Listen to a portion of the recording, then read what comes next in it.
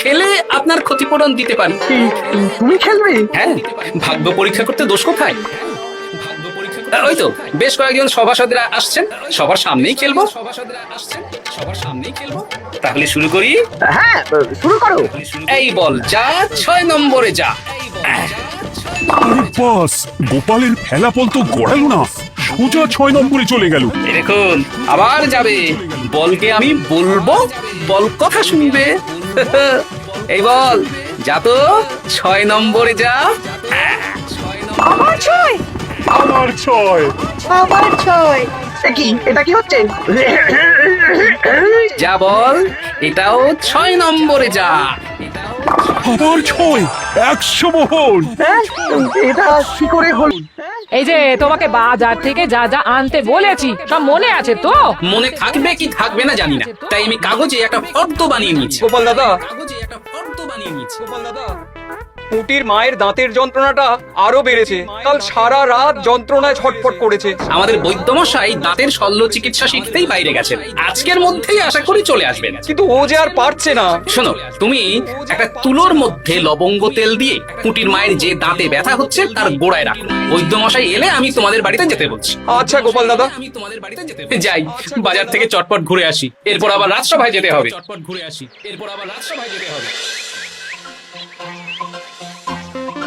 উফ, কি গরম রে বাবা, ছাতা নিয়ে বেরোলে ভালো হতো। এই তো সামনে আখের রস বিক্রি হচ্ছে, একটু আখের রস খাই, শরীরটা বেশ চাঙ্গা লাগবে। ভাই, আখের রস কত করে দিচ্ছ? 1 ভাঁড় 10 আনা গোপাল দাদা। দাও দেখি 1 ভাঁড়।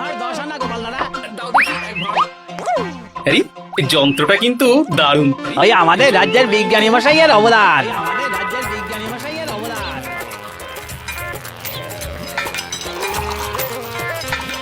এই নাও গোপাল দাদা।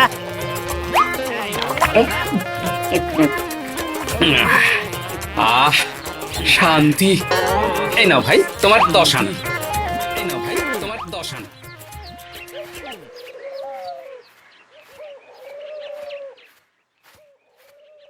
কি রাজবৈদ্য, এই ফিরছো নাকি? হ্যাঁ, এতদিন আমি দাঁতের চিকিৎসার ব্যাপারে তেমন কিছুই জানতাম না, এবার সব শিখে এসেছি। ভালোই করেছো, তুমি একেবারে প্রথম রোগীকে দেখে তারপর রাজসভায় এসো। প্রথম রোগী? পুটির মা গো, কালকে সারা রাত যন্ত্রণায় ঘুমোতে পারেনি। আরে আর বলো না, কদিন আগেই পুটির মাকে নিয়ে পুটির বাবা আমাদের বাড়িতে এসেছিল। দেখলাম ওই বাড়ির দাঁতে বিস্তর সমস্যা। সেই জন্যে দাঁতের শল্য চিকিৎসা শিখতে চলে গেলে? ঠিক তাই, আমি ব্যথা কমার পথ্য দিয়ে এসেছিলাম। দেখি এবার দাঁতটা তুলেই দিতে হবে। তাহলে তুমিও পুটিদের বাড়িতে যাও, আমি বাড়িতে থলে রেখে আসছি। আজ না হয় দুজনে একটু দেরি করেই রাজসভায় যাবো। বেশ বেশ একটু দেরি করেই রাজসভায় যাবো। বেশ বেশ। দেখুন মহারাজ, দেখুন আজকে রাজবৈদ্য আসেনি, আর ওদিকে গোপালও ডুব দিয়েছে। এই আনন্দে আমাদেরও ছুটি দিয়ে দিন মহারাজ। কি আনন্দ! এই গরমে বাড়ি বসে একটু আমপানার শরবত খাবো আর ঘুমোবো। রাজ্যের সেনাপতি যদি বিশ্রামের কথা বলে, তাহলে আমার আর কিছুই বলার নেই। এই তো দাঁতটা পুরো পোকায় খেয়ে নিয়েছিল।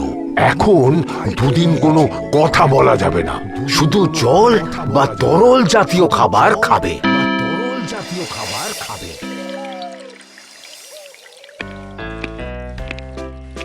ওই তো গোপাল আর রাজবৈদ্য দুজনে একসাথে রাজসভায় ঢুকছে। রাজবৈদ্য মশাই ওনার জীবনের প্রথম শল্য চিকিৎসা করছিলেন, তাই আমিও দেখছিলাম। তা কি রাজবৈদ্য, সফল হয়েছো? হ্যাঁ মহারাজ, পুটির মায়ের একটা মাড়ির দাঁত পোকায় খেয়ে নিয়েছিল, সেটাই তুলে দিলাম। ভালোই হলো, আমাদের রাজ্যে কোনো দাঁত তোলার বৈদ্য বা চিকিৎসক ছিল না। এখন তুমি সাধারণ রোগ ব্যাধি নিরাময়ের সাথে সাথে দাঁতের চিকিৎসাও করবে। কিন্তু মহারাজ, একটা যে সমস্যা আছে। আবার কি সমস্যা? আমি যে দাঁতের শল্য চিকিৎসা করি এটা তো আর রাজ্যবাসী জানে না, তাই কতজন আর আমার কাছে আসবে সে নিয়ে আমার সন্দেহ আছে। মানে তুমি চাইছো যাতে তোমার কাছে বেশ কিছু রোগী তাড়াতাড়ি আসুক, যাতে তুমি অনুশীলনও করতে পারো, তাই তো? একদম ঠিক ধরেছেন মহারাজ, কাজ না করলে হাত পাকাবো কি করে? তাহলে ভেড়া পিটিয়ে বলে দিলেই তো হয়। এতে তেমন ভালো কাজ হবে বলে মনে হয় না। তা তুমি কি বলতে চাইছো গোপাল? প্রচার হবে কিন্তু একটু অন্যভাবে। কিভাবে? আজ বিকেলে আমি রাজবৈদ্যর হয়ে প্রচার করব, শুনে নেবেন। বেশ। শুনুন শুনুন শুনুন, আমাদের কৃষ্ণনগরের রাজবৈদ্য এখন দাঁতের শল্য চিকিৎসাও করছেন। যারা যারা আমাদের রাজবৈদ্যের কাছে দাঁত তোলাবেন, তাদের দাঁত তোলার পরে দুদিন কোনো শত্রু থাকবে না। চিকিৎসার সময় সকাল 7টা থেকে সকাল 10টা পর্যন্ত।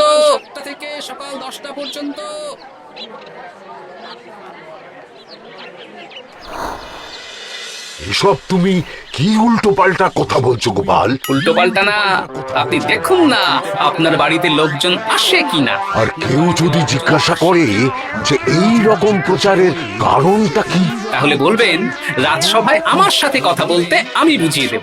বেশ।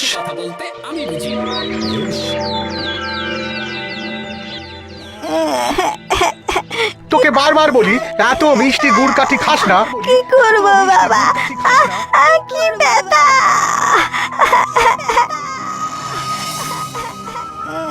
বাড়ি আছেন নাকি বৈদ্য মশাই? হ্যাঁ, আছি আছি। এই আমার ছেলেটার না দাঁতে খুব ব্যথা দুদিন ধরে। দেখছি।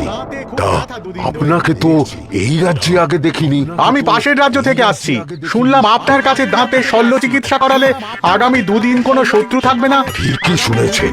বেশ, তাহলে বলুন কেন থাকবে না? আগে চিকিৎসাটা করি, তারপর বলছি।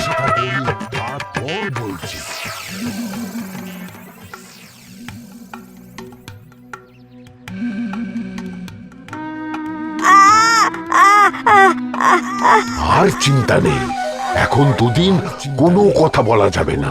এবার তো বলুন আমার ছেলের আগামী দুদিন কোনো শত্রু থাকবে না কেন? আজকে রাজসভায় চলে আসুন, ওখানে গোপাল এই প্রশ্নের উত্তরটা দিয়ে দেবেন। তা বৈদ্য, তোমার কাছে আজকে কেউ এসেছে? সকাল সকাল দাঁত তুলে এলাম মহারাজ। বাবা, একদিনের প্রচারই এই ব্যাপার? মহারাজ, মহারাজ, বাইরে কয়েকজন অপেক্ষা করছে, তারা গোপাল দাদার থেকে কিছু জানতে চায়। তাদের ভিতরে আসতে বলো। তাদের ভিতরে আসতে বলো।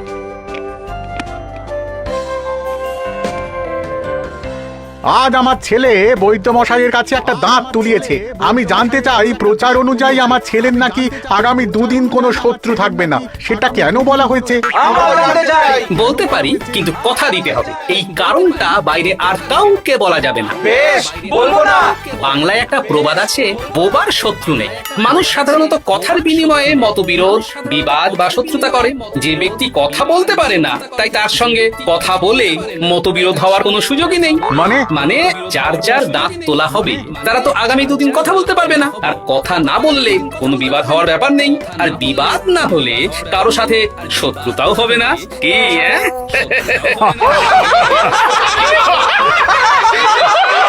এই জন্যই তুমি হাসির রাজা গোপাল ভাঁড়। এ তোমার কথা শুনতে যাবে? একদিন না হয় প্রচারের চমকে এলো, এরপর কিভাবে আসবে শুনি? এরপর রাজবৈদ্যের সুনামেই লোকজন ছুটে ছুটে আসবে। বাহ, বাহ, বাহ, তোমার কত জ্ঞান! মহারাজ, এই কথা শুনে আমার মাথাতেও একটা বুদ্ধি এলো। অল্প পুঁজিতে শুধু প্রচারের জোরে এত রোজগার করব না, গোপাল হাঁ করে দেখবে।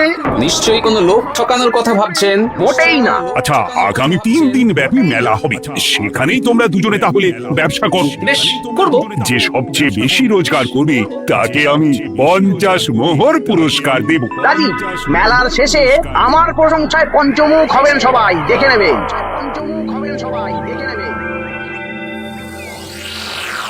খুব তো বড় মুখ করে বলে এলেন যে ব্যবসা করবেন মেলার মাঠে। তা আপনি কি ব্যবসা করবেন শুনি? ভাগ্য পরীক্ষার দোকান দেব।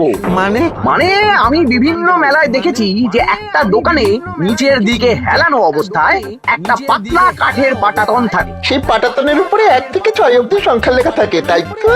হ্যাঁ, যারা মেলায় ভাগ্য পরীক্ষা করতে আসবে তাদের ফাঁপা লোহার 6টা বল দেয়া হবে। যদি ওই 6টা বলই 6 নম্বর লেখা খোপের মধ্যে ঢোকা ঢোকাতে পারে তাহলে প্রথম পুরস্কার পাবে। আমিও ওটারই দোকান দেব, কিন্তু শুধুমাত্র একটাই পুরস্কার থাকবে। 6টা বল 6 নম্বর খোপের মধ্যে ফেলে কেউ যদি 36 করতে পারে তাহলে সে পাবে 100 মোহর উপহার। আরে খেলা খেলার জন্য কত মোহর লাগবে? 1 মোহর। আপনি কিন্তু জেনে বুঝে বিপদ ডেকে আনছেন। একজন কেউ ফেলে দিলেই আপনার হাত থেকে 100 মোহর ফসকে যাবে। আরে মেলার ভিড়ে যদি আপনি পুরস্কার না দেন তাহলে জনতার একটা মারও ফসকাবে না। আরে সেই জন্যই তো তোদের পোষা। তোদের মধ্যে যে কোনো একজন ওই কাঠের পাটাতনের নিচে লুকিয়ে থাকবি। যখনই দেখবো কেউ 36 করে ফেলছে আমি গলা ঠাকরাবো আর তোরা কাঠের পাটাতনটা হালকা করে নিচ থেকে নাড়িয়ে দিবি। এটা তো দারুণ বুদ্ধি, এটা তো দারুণ বুদ্ধি। কি বলছো গোপাল, তুমি আখের রসের দোকান দেবে? হ্যাঁ, এই গরমে আখের রসের বেশ চাহিদা। তোমার বানানো ওই যন্ত্রের চাকা ঘোরাবো আর আমার ভাগ্যের চাকা ঘুরবে। সে ঠিক আছে, আমার কয়েকটা যন্ত্র বানানোই আছে, তুমি না হয় মেলায় ব্যবহার করো 3 দিন। ব্যাস, আর চিন্তা নেই। এবার শুধু জমিয়ে আখের রস বিক্রি করব, সাথে বিভিন্ন মশলা, বরফ আর পাতিলেবুর রস দেব। পাতিলেবুর রস দেব।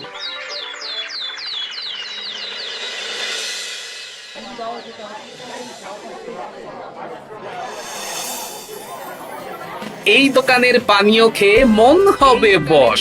গোপাল ভাঁড় নিয়ে এসেছে ঠান্ডা আখের রস। আরে গোপাল দাদা, তুমি আখের রস বিক্রি করছো? ঠান্ডা আখের রস কত করে গো গোপাল দাদা? 1 ভাঁড় মাত্র 10 আনা। 6 ভাঁড় দাও। এক্ষুনি দিচ্ছি। আসুন আসুন আসুন, সবাই আসুন। আসুন আসুন আসুন, এদিকে আসুন, এদিকে আসুন, ভাগ্য পরীক্ষা করুন। 1 মোহরে 100 মোহর।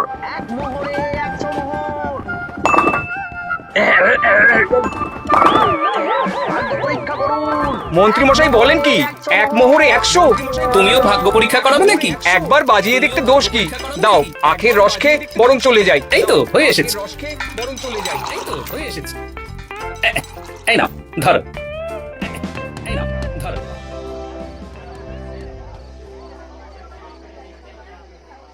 কি মন্ত্রী, ব্যবসা কেমন চলছে? ভালোই। আপনি একবার ভাগ্য পরীক্ষা করে দেখবেন নাকি মহারাজ? না না না, আমি এসবে নেই। জানি আপনার কাছে 100 মোহর নস্যি, তবুও 1 মোহরের বিনিময়ে চেষ্টা করে দেখুন না। আচ্ছা, এত করে বলছো যখন, দেখি। 1 মোহরে 6টা বল। বাবা বাবা বাবা, দেখুন মহারাজ চেষ্টা করে। এই তো একটা 6 পড়েছে। আবার চেষ্টা করুন। জয় মা জয় মা, জয় মা জয় মা। আবার 6। সাবাস।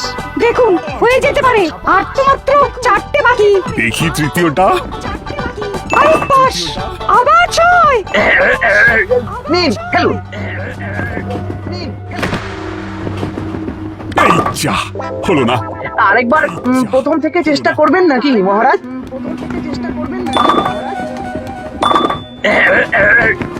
না, এবারেও হলো না। 2 মোহর জলে। অন্য সব জায়গায় বাকি সংখ্যাতেও পুরস্কার থাকে, আপনার এখানে নেই কেন? আমার এখানে ধামাকা পুরস্কার, তাই বাকি আর কিছু রাখিনি। 36 করতে পারলেই 100 মোহর। এই নাও মন্ত্রী 2 মোহর। এই নাও মন্ত্রী 2 মোহর।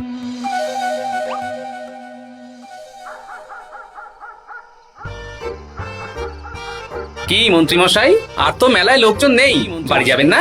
তুমি যাও না, আমি একটু পরে যাব। বেশ, আমি এগোলাম। পরে যাব। বেশ, আমি এগোলাম। গোপাল আর মন্ত্রী, তোমাদের কার কেমন রোজগার হয়েছে একদিনে? মহারাজ, কালকে আমার 7 মোহর 20 আনা রোজগার হয়েছে। আমার 70 মোহর, কিন্তু খরচ কিছুই হয়নি, কারণ কেউ 36 করতে পারেনি মহারাজ।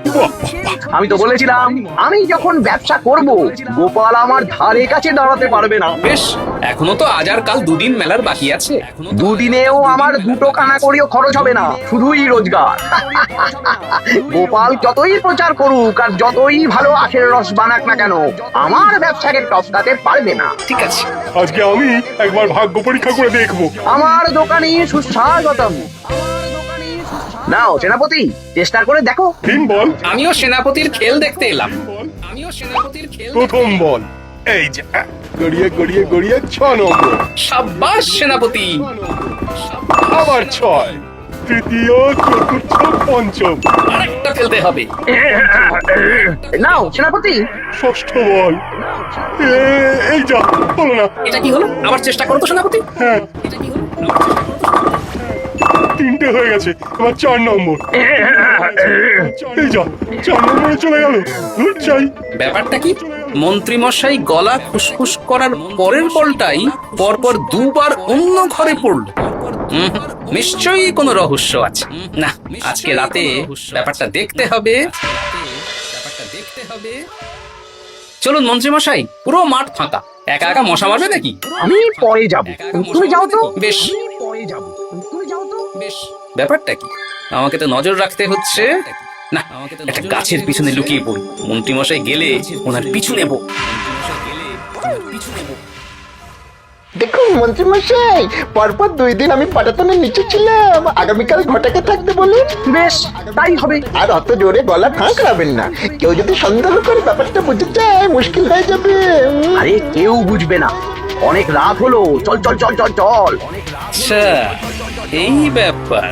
তাই ভাবি 2 দিন ধরে একটাও কেউ পারলো না কেন? কাল আমিও মজা দেখাবো।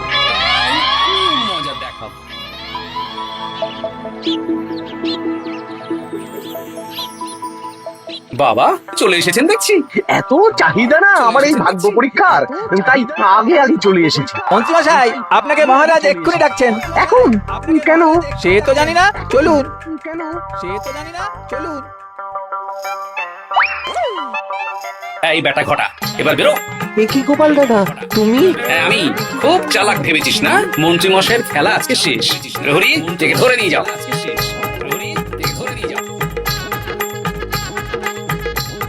বিজ্ঞানী, তুমি তোমার চুম্বক নিয়ে এসেছো তো? হ্যাঁ, এবার 6 নম্বরের নিচে একটা টান টান করে সমান রেখা টানতে হবে, আগা থেকে গোড়া অবধি। তুমি তো সব সকালে বুঝিয়েই দিয়েছো। দাঁড়াও, দাগটা টেনে নি। একদম 6 নম্বর খোপ অবধি যাচ্ছে, সেই অনুযায়ী টান টান করে দাগ টানো। টানছি, তুমি বাইরে নজর রাখো। নজর রাখছি।